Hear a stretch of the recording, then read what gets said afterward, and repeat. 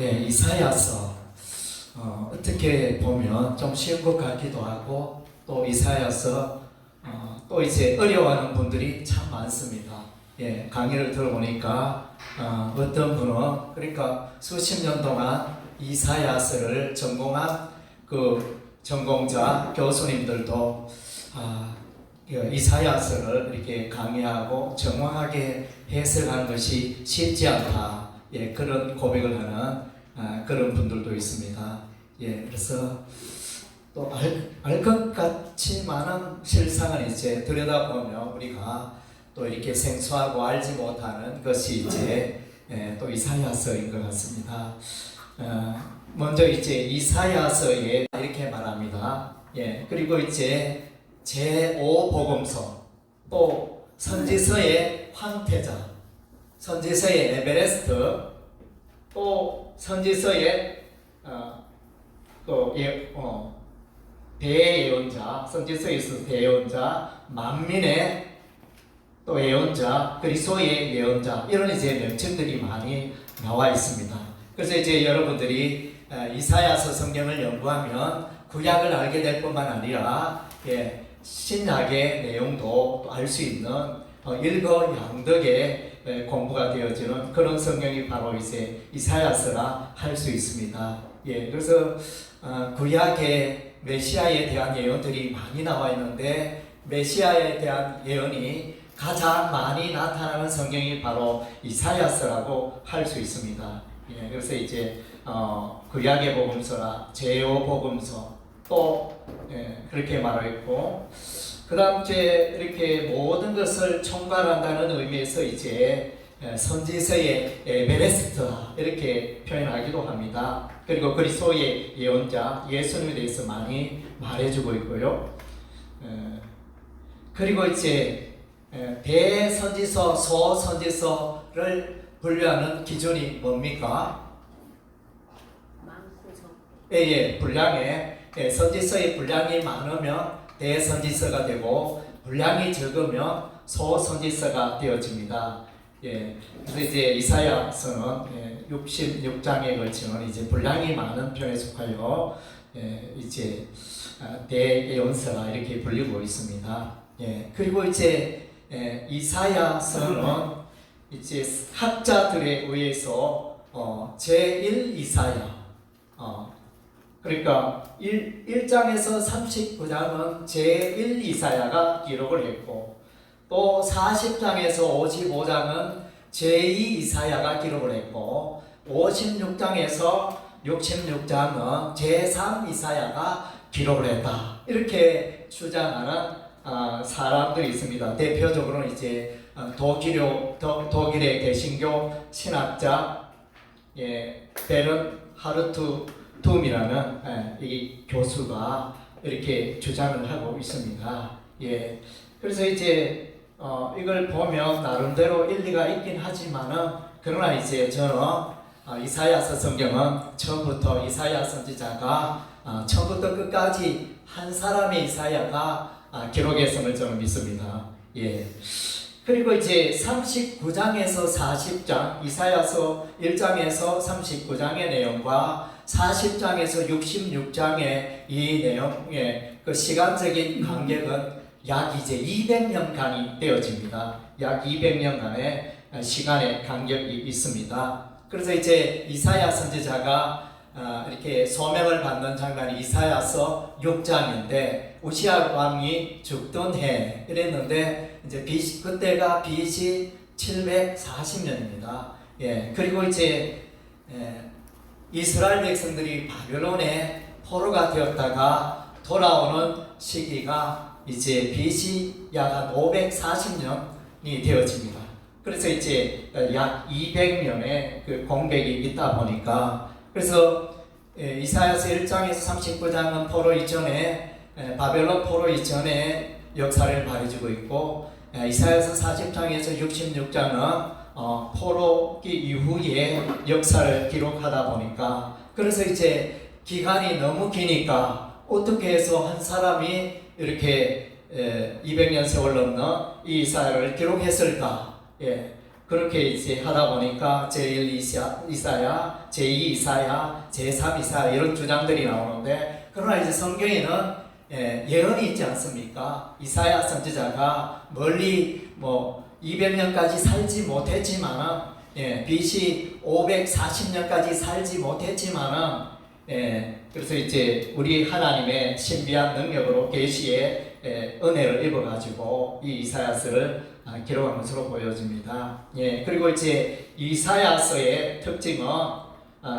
시편보다도 의미가 단어가 더 풍부하다는 것입니다. 예를 들면 이제 에스겔서에는 1535개의 단어가 사용되고 있고, 에레미야에서는 1653개의 단어를 쓰고 있고, 시편에서는 2170개, 이사야서에는 2186개의 단어를, 풍부한 단어를 이제 사용하고 있는 이런 이제 특징이 있습니다.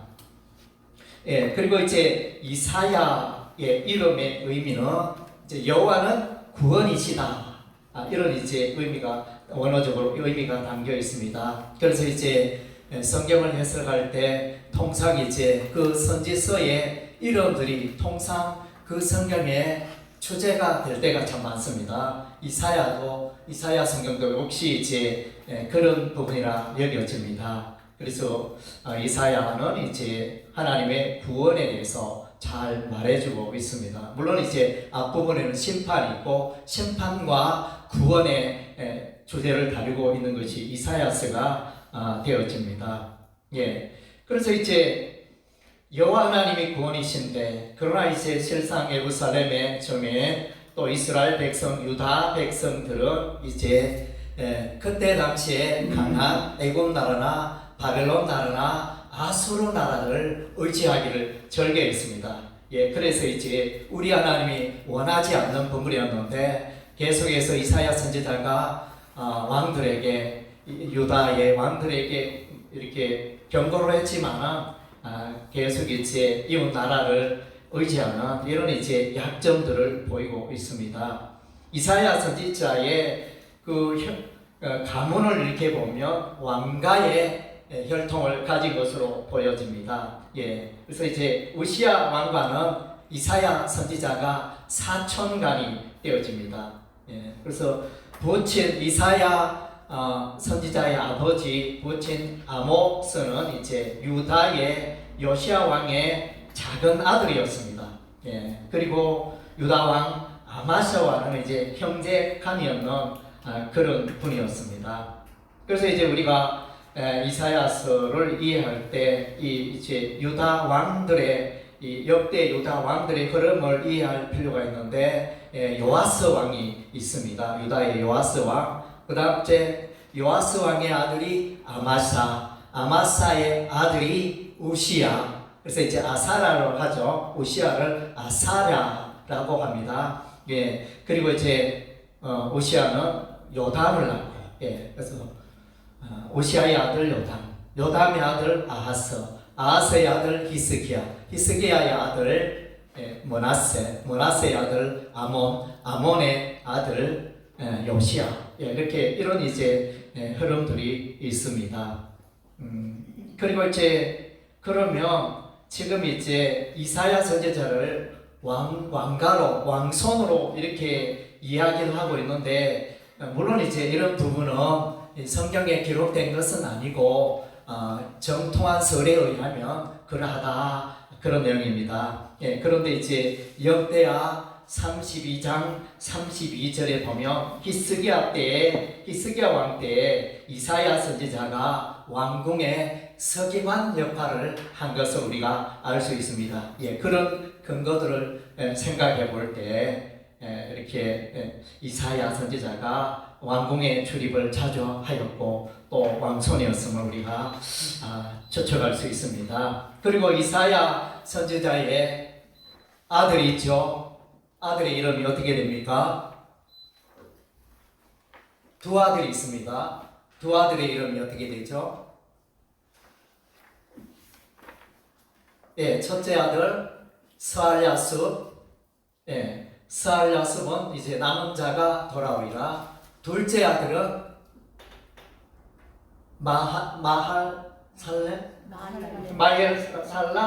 마헬살랄 하스바스. 예, 그래서 이제 약탈이 신속히 이루어진다. 예, 그래서 이런 이제 의미를 담고 있는데, 그래서 이제 이 두 아들의 이름이 보면 이제 예언적인 의미가 있습니다. 장차 이 아들의 이름대로 유다의 역사가 이와 같이 흘러가게 되리라. 그래서 이제 아수르나 바벨론의 포로 같은 자들이 돌아오게 될 것이다. 이런 이제 메시지를 주고 있고, 마엘살랄 하스바스는 이제 그들의 재물이 약탈될 것을 이제 말해주고 있습니다. 그리고 이제 정통설에 따르면 이사야 선지자는 그의 사역 활동이 한 60년 동안 사역 활동을 했고, 그의 나이 120세에 사망을 한 것으로, 므낫세 시대에 사망한 것으로 보여집니다. 그리고 이제 이사야 선지자의 그 사망에 관한 내용이 기록된 것은 위경에 이사야 성청기라는 위경이 있습니다. 가경, 위경 이렇게 말하는데, 거기에 보면 이제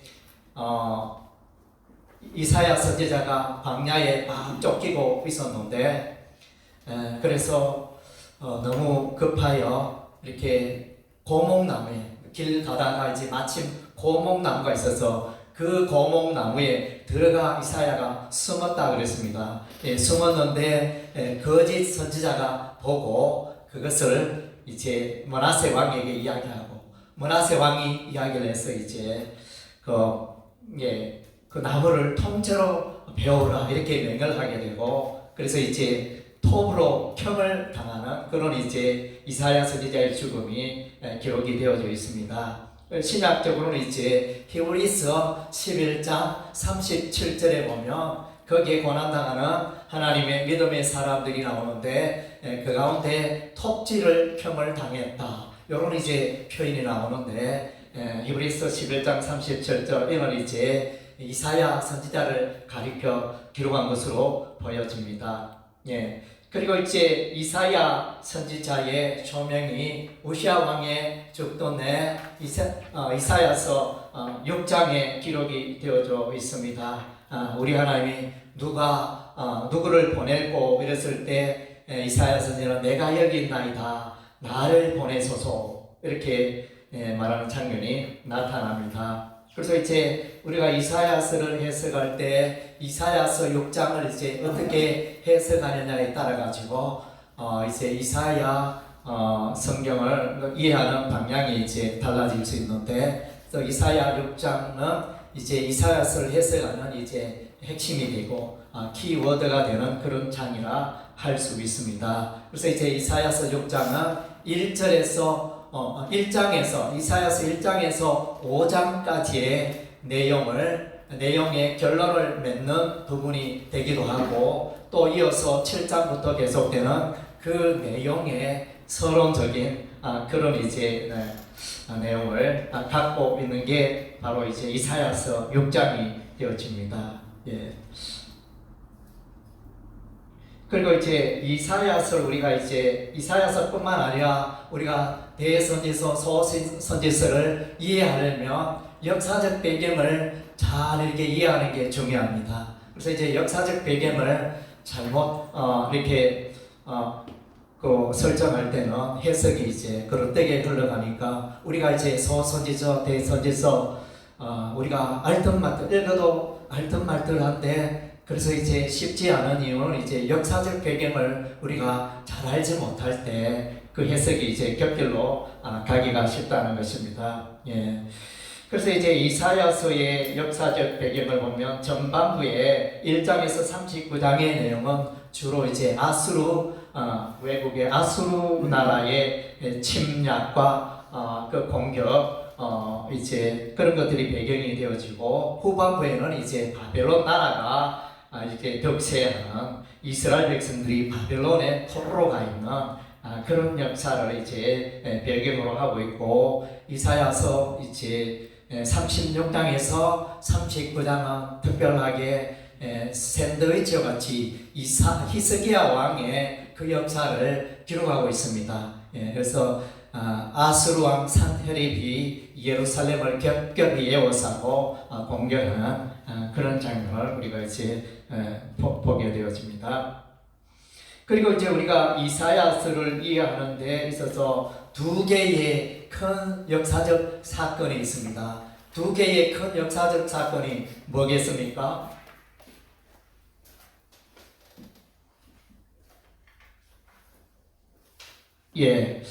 첫째는 이제 그 아람과 에브라임이 이렇게 동맹을 맺고 예루살렘을 공격하는, 유다를 공격하는 그 사건이 있고, 그 다음 또 하나는 이제 아수르 왕 산헤립이 예루살렘을 둘러싸고 공격하는 이 두 가지 역사적 사건이 이사야서 해석을 하는 데 있어서 중요한 부분이 되어집니다. 그래서 이제 에브라임과 그 아람 나라는 이제 이웃 블레셋과 모압과 애굽 나라와 이제 반아수르 동맹을 맺었습니다.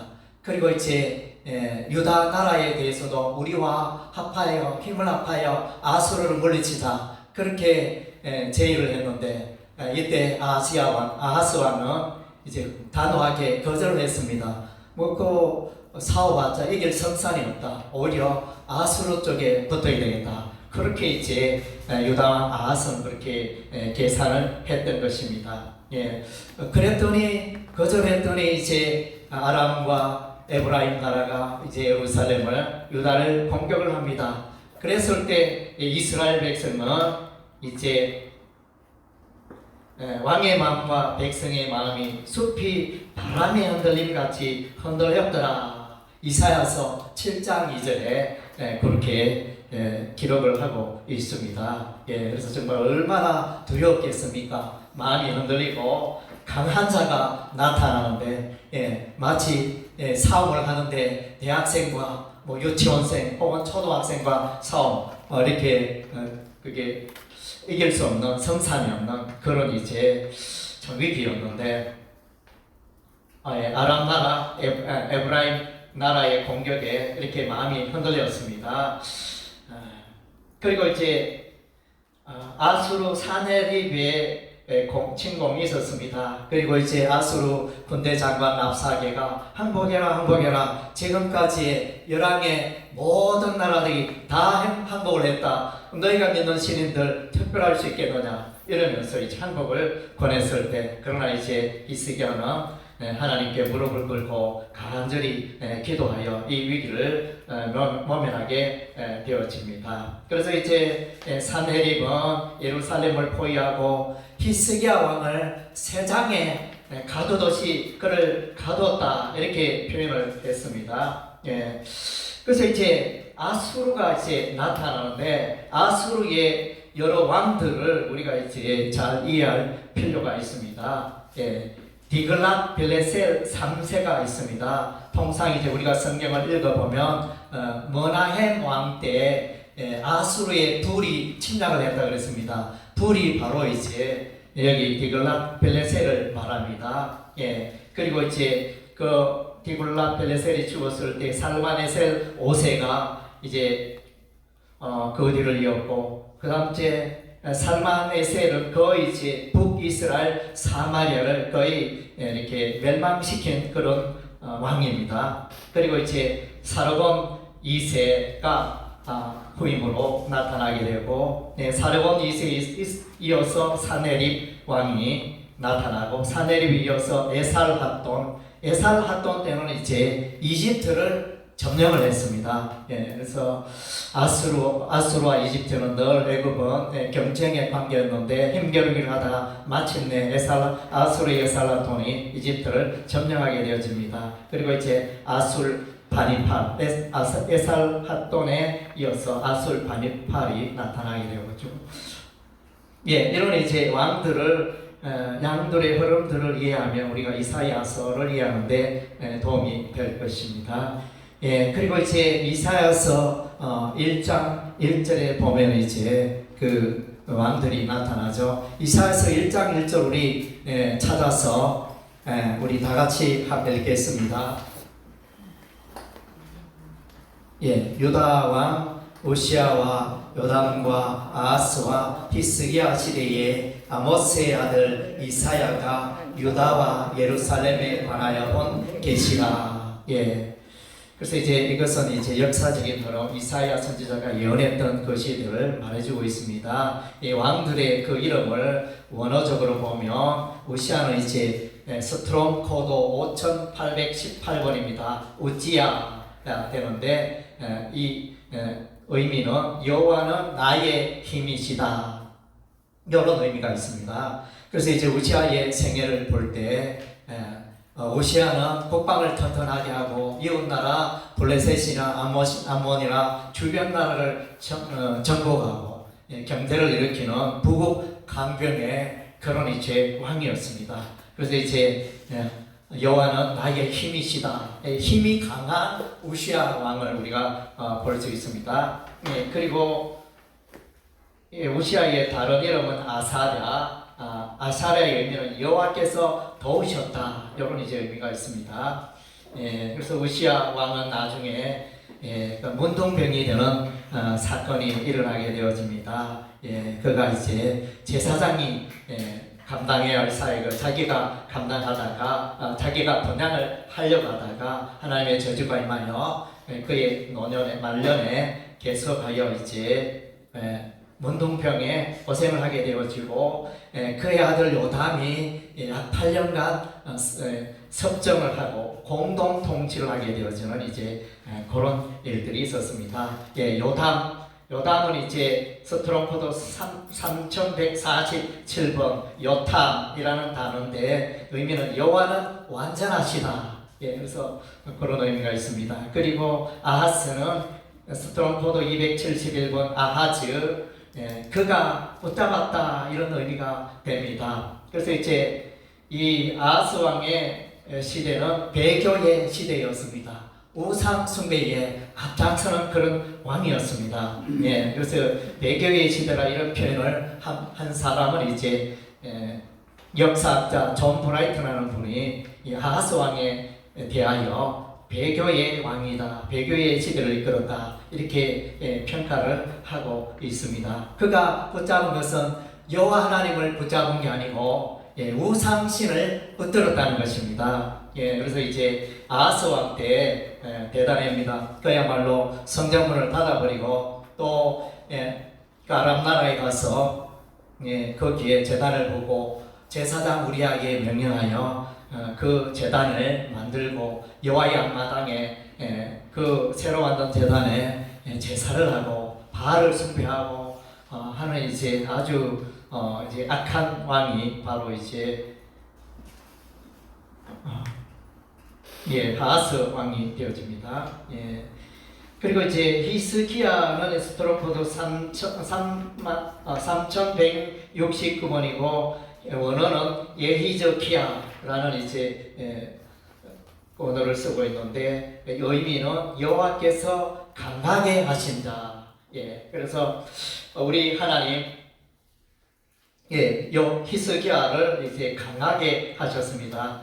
이렇게 아수르 군대가 예루살렘을 에워싸고 항복해라 했지만 그러나 결코 물러서지 않고 믿음으로 승리하는 그런 믿음의 왕이었습니다. 우리 하나님이 강하게 하심으로 이런 일이 일어난 줄로 믿습니다.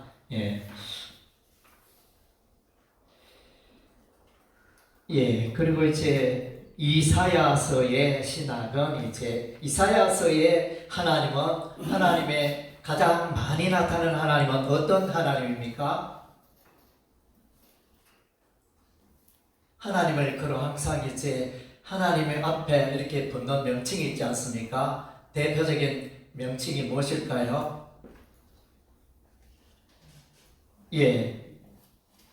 이스라엘의 거룩한 이, 이스라엘의 거룩한 이, 거룩한 하나님, 이것이 이사야 서에서 우리 하나님을 건너 대표적인 명칭이 되어집니다. 그래서 이제 이사야서 총 25회가 사용되고 있습니다. 그리고 이제 이사야서에서 이제 또 강조되고 있는 것은 이제 시온이 강조되고 있습니다. 예루살렘. 시온은 어디를 말합니까? 위치적으로 어디를 말하죠? 네? 예루살렘 동편 언덕의 남쪽 분지. 그래서 이제 예루살렘 시온이라는 이 단어는 상호 교차적으로 많이 사용되는데, 이제 예루살렘은 좀 더 범위가 넓고 시온은 좀 더 이제 범위가 좁은 그런 지리를 가리키고 있는 것입니다. 그리고 이제 이사야서 후반부에 예루살렘의 회복에 대해서 이제 많이 강조를 해주고 있습니다. 그래서 이제 이사야서에 그 시온 예루살렘에 대해서 강조되고 있고, 그 다음 주에 하나님은 거룩하신 하나님이기 때문에, 그래서 우리 하나님은 죄 많은 이스라엘 백성들을 심판하실 수밖에 없다는 것입니다. 그래서 이사야서 1장에서 39장의 내용은 주로 우리 하나님이 유다를 심판하시고 또 북이스라엘을 심판하시고 또 블레셋, 모압, 암몬, 아람 나라, 아수르, 시돈, 이렇게 또 이제 아수르, 바벨론 이런 나라들을 이제 우리 하나님이 다 심판을 합니다. 우리 하나님이 왜 열방, 열국들을 심판하게 될까요? 이 나라들은 다 이제 우상을 숭배하는 나라이기 때문에 우상의 본거지가 되고 우상을 수출하고, 또 유다 나라의 이스라엘 백성들이 우상 숭배하는 일에 기하기 때문에 우리 하나님이 이제 막대기 두 개를 사용합니다. 아수르의 막대기, 바벨론의 막대기를 사용하여 그래서 우상 숭배하는 나라를 파도같이 이렇게 밀어버리시는 우리 하나님의 그 통치를 보게 되어집니다. 그리고 이제 이사야에서 보면 이제 메시아 대망에 관한 내용이 나타납니다. 그래서 이사야서에서 다윗의 후손에 대한 내용이 어디에 나타나고 있습니까? 이사야서 11장 1절, 우리 11장 1절 우리 찾아서 읽어보겠습니다. 누가 먼저 찾은 분이 읽어주시면 되겠네요. 이새의 줄기에서 한 싹이 나며 그 뿌리에서 한 가지가 나서 결실할 것이요. 이새의 줄기에서 한 싹이 나고 그 뿌리에서 한 가지가 나서 결실한다. 그래서 다윗의 아버지가 이새이지 않습니까? 그래서 이제 그 이새의 줄기에서 한 싹, 또 그 뿌리에서 한 가지, 이 메시아를 말하거든요. 그래서 메시아 예수 그리스도가 다윗의 후손으로 온다 하는 것을 말해주고 있습니다. 그리고 이제 이사야서 7장 14절 누가 또 찾아서 읽어주시기 바랍니다. 그러므로 주께서 친히 징조를 너희에게 주실 것이라. 보라, 처녀가 잉태하여 아들을 낳을 것이요 그의 이름은 임마누엘이라 하리라. 아멘. 그래서 이제 여기에 보면 이제 처녀가 잉태하여 아들을 낳는 동정녀 마리아에게 예수님이 출생하시는 그 관련된 예언의 말씀이 바로 이제 이사야서 7장 14절의 말씀입니다. 그리고 전능하신 하나님, 메시아는 전능하신 하나님이시다. 그걸 말해주는 성경 구절이 어디에 나오죠? 9장 6절. 이사야서 9장 6절 또 누가 찾아서 읽어주시겠습니까? 이는 한 아기가 우리에게 낳고 한 아들을 우리에게 주신 바 되었는데 그의 어깨에는 정사를 메었고 그의 이름은 기묘자라, 모사라, 전능하신 하나님이라, 영존하시는 아버지라, 평강의 왕이라 할 것임이라. 아멘. 메시아 그분이 이제 전능하신 하나님이라, 영존하신 아버지라, 이런 이제 표현이. 그러니까 예수 그리스도 메시아의 신적 기원을 이제 말씀해주고 있습니다. 그리고 여호와의 종에 관한 내용이 나타납니다. 여호와의 종에 관한 부분이 이제 그 이사야서 성경에서 네 군데가 네 군데 나오거든요. 그 첫 번째가 어디겠습니까? 이사야서 42장 1절에서 4절 말씀입니다. 누가 찾아서 읽어주시겠습니까? 이사야 42장 1절에서 4절. 내가 붙드는 나의 종, 내 마음에 기뻐하는 자, 곧 내가 택한 사람을 보라. 내가 나의 영을 그에게 주었은즉 그가 이방의 정의를 베풀리라.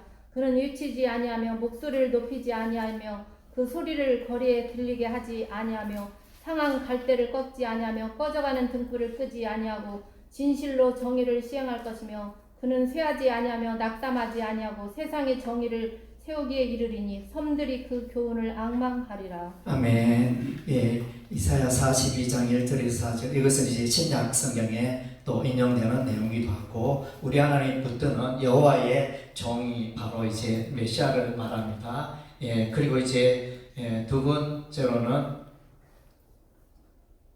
이사야 49장 1절에서 6절. 이사야 49장 1절에서 6절. 그럼 제가 이제 그대로 불러드리겠습니다. 세 번째는 이사야 50장 4절에서 9절. 그 다음 네 번째는 이사야 52장 13절에서, 그러니까 53장 12절. 그러니까 이사야 53장이라 생각하시면 되겠습니다.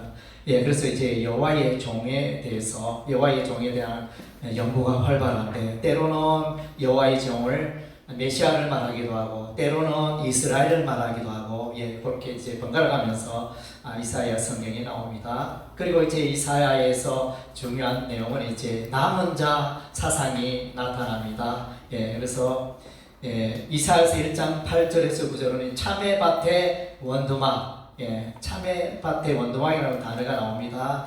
그리고 이사야서 6장 13절은 거루터기 단어가 나타나고, 또 이사야서 17장 4절에서 6절은 올리브 나무의 남은 열매가 나타납니다. 그리고 이제 남은 자 10장 22절에 야곱의 남은 자, 또 남은 자가 돌아온다. 이런 이제 남은 자에 대한 내용이 나오고, 신약에서는 이 남은 자 사상이 어디에 나오죠? 로마서 몇 장이죠? 로마서 9장과 11장에 요 내용이 나타납니다. 남은 자 사상에 대해서 말씀해 주고 있습니다. 그래서 이제 그리고 이사야서의 구절을 보면 1장에 35장은 그 바벨론 포로전 예언이고, 또 40장에서 66장은 포로 후 예언이고, 또 36장에서 39장은 역사편을 말해주고 있습니다. 그래서 1장에서 35장은 이스라엘과 열방의 심판을 말하고, 36장, 39장은 이제 히스기야와 아수르의 관계를 말해주고 있고, 40장에서 66장은 메시아와 이스라엘의 구원에 대해서 말해주고 있습니다. 그리고 이제 우리가 성경을 보면 이사야의 아내가 여선지자였다는 것을 우리가 알 수 있습니다. 그래서 이사야서 8장 3절 우리 한번 읽어보겠습니다. 이사야서 8장 3절.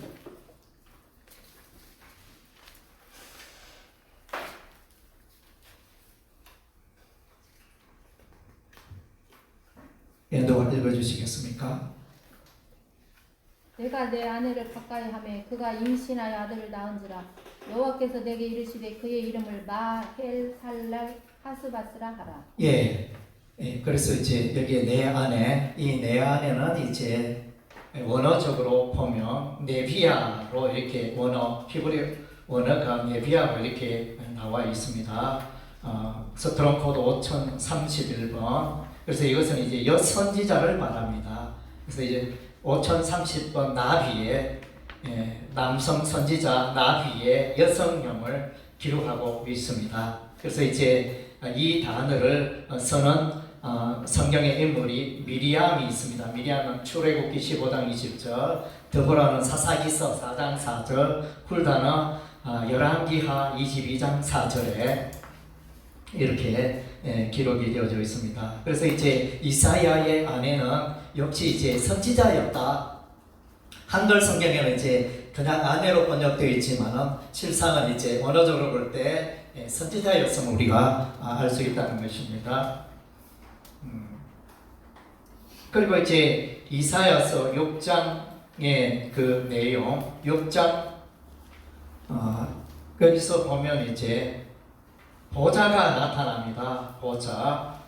그리고 성전이 나타납니다. 그래서 이제 보좌는 그 키세라는 히브리어를 쓰고 왕의 보좌를 말하고, 성전은 헤칼이라는 단어를 쓰는데 성전, 궁전을 말하고 있습니다. 그래서 이제 여기서 그러면 이사야서 6장의 이 배경이 지금 어디에서 이사야 선지자가 지금 여호와의 성전에 있는 겁니까? 아니면 이사야 선지자가 지금 환상을 보고 있는 것입니까? 예. 환상. 예. 그래서 이제 이사야 선지자가 지금 이제 환상을 보고 있는 내용입니다. 그래서 성전에서 이렇게 여호와의 성전에 들어가서 이렇게 이 환상을 기록한 6장을 기록한 내용이 아니고, 그래서 환상 가운데 우리 하나님의 특별한 은혜로 이와 같은 것을 경험하게 됩니다. 그래서 보좌라 이러면 그래서 성전에 보좌가 있는 건 아니거든요. 그리고 이 보좌는 이제 왕의 보좌를 말하니까, 그래서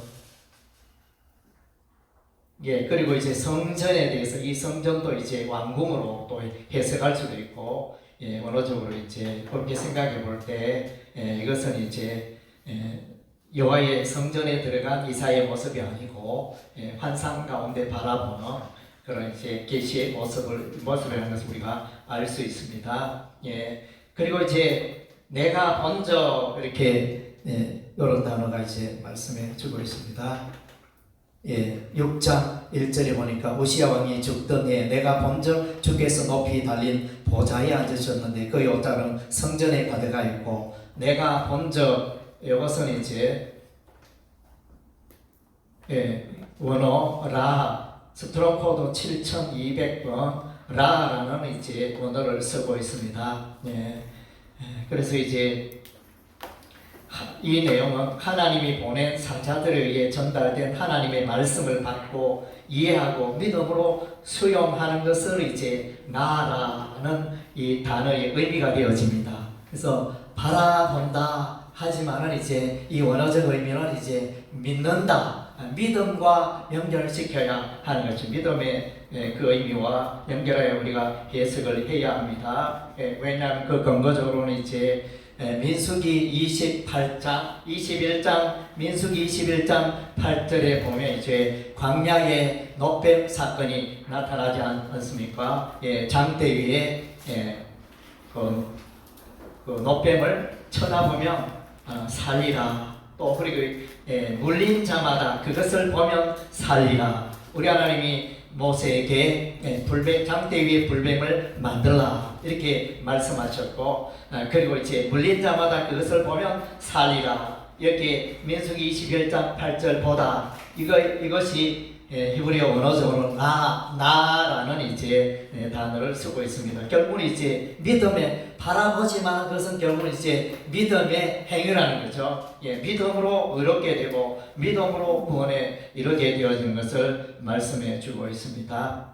그리고 이제 우리가 이사야서 20장 3절에 20장 3절 누가 찾아서 한번 읽어주시겠습니까? 여호와께서 이르시되 나의 종 이사야가 3년 동안 벗은 몸과 벗은 발로 다니며 애국과 구수에 대하여 징조와 예표가 되었느니라. 아멘. 여호와께서 이르시되 나의 종 이사야가 3년 동안 벗은 몸과 벗은 발로 다니며 애국과 구수에 대하여 징조와 예표가 되었느니라. 그래서 여러분은 이 성경에 대해서 어떻게 생각합니까? 여러분이라면 만약에 이렇게 이런 벗은 몸과 벗은 발로 3년 동안 다닐 수 있겠습니까? 추위도 있고 더위도 있고 짐승도 있고 이렇게. 그래서 이제 저는 이제 이 성경을 읽으면서 이거 이렇게 해석하면 조금 이제 물론 뭐 이럴 수도 있겠지만 좀 무리한 해석이다. 괜히 또 이사야를 고생시킨다 이런 생각이 들어가지고 이것의 정확한 의미가 뭘까 저는 이제 나름대로 좀 살펴봤는데, 예, 통상적으로는 이제 칼빈이나 델리치 같은 이런 신학자는 이사야가 3년 동안 벗은 몸과 벗은 발로 행했다 이렇게 해석을 하고, 또 다른 신학자는 이제 세롬이라든가 노벨, 알렉산더 이런 이제 성경 신학자들은 이제 이것을 선지자의 단 한 번의 기이한 행위가 3년 동안 예표와 기적이 되었다. 한 번의 기이한 행위가 3년 동안의 예표와 기적이 되었다. 이렇게 이제 해석을 합니다. 그래서 이제 이 3년 기간을 앞쪽에 바로 뒤에 따르는 내용이 붙이느냐, 아니면 그 뒤쪽에 나오는 내용이 붙이느냐, 이렇게 해가지고 이제 해석이 달라지는데, 근데 이제 저는 이제 새로운 해석을 제시합니다. 새로운 해석. 그래서 이것은 저는 이제 이 원어적으로 볼 때 여기에 보면 3년, 년이 이제 스트로코드 8141번인데 원어적으로 사내라는 단어를 쓰고 있습니다. 그런데 이제 사내라는 이 단어의 뿌리를 보니까 8138번 사나에서 유래했다 그랬습니다. 사나는 뭐냐면 반복하다는 의미를 갖고 있습니다. 반복하다. 그래서 이제 저는 이제 이 이렇게 뿌리를 히브리어 원어 뿌리를 기초로 하여 이렇게 이사야가 3번의 벗은 몸과 벗은 발로 행하였다. 이렇게 저는 해석을 하고 싶습니다. 물론 이제 뭐 이런 부분이 좀 검증이 돼야 하겠지만은, 제가 알고 있는 그런 히브리적 그 상식으로는 이제 이렇게 해석함이 오히려 더 타당하다. 저는 이제 그렇게 해석을 했습니다. 제 강의는 여기까지고요. 들으시고 질문 있는 분 한 사람만 질문할 기회를 드리겠습니다.